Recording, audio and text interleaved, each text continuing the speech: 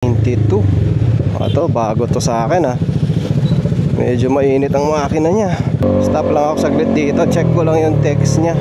Baka pumayag na magkita na lang kami mamaya.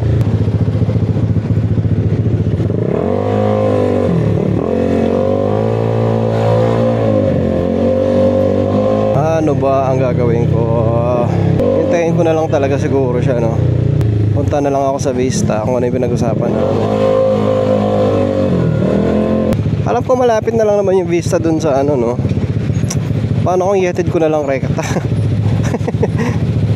Ayo, classic. Forma din, no? Ang lit ng ano niya, pipe niya. Canister. Sana okay lang siya, no?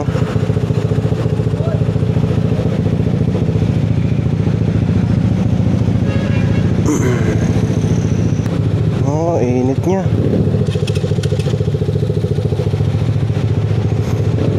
Dahil di rin tayo umaandar eh, kaya umiinit siguro to. Walang hangin eh. So makakarating tayo ng Vista siguro mga 4:55 mga ganon. Tapos hintayin na lang natin siya. Hindi naman masyadong malayo eh.